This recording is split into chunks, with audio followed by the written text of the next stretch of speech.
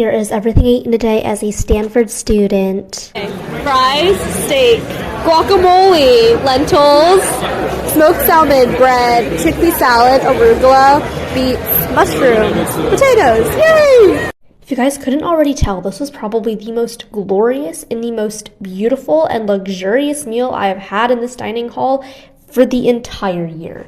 In case it wasn't clearly articulated already, there was steak with garlic fries, and they were all incredible. Okay, so maybe I am over-glorifying the steak, and it could have been a little bit softer and a little bit more tender and a little bit more seasoned, but if there was red meat in the dining hall that looks like it was prepared lovingly, I will be eating it, regardless of whether or not it looks like it was fresh out of the cow or whether it was overly cooked.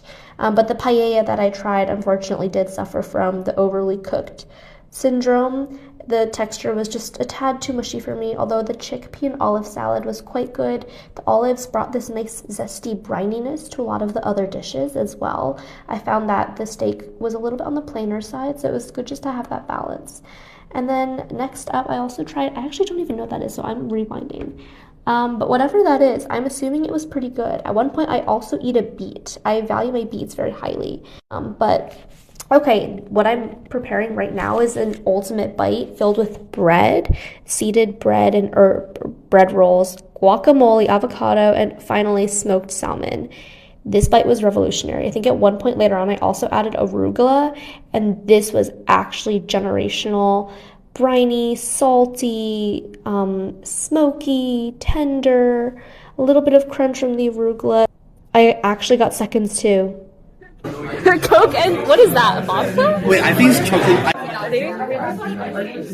Whatever it was, this chocolate babka situation was really good. It tasted slightly cardamom as well. There was a whole box of pastries. Here I am trying one of the, I think, orange and cinnamon rolls. Cinnamon lemon. He gave me a fucking blue BMW to drive into SF. And then next up, we're also trying a ham and cheese croissant. This was really good. Flaky, buttery, tender. Okay, mind you, this was literally 2 hours after I just ate a generational lunch. But when the food is good and the pastries are good, you will find space in your stomach. That's my firm conviction.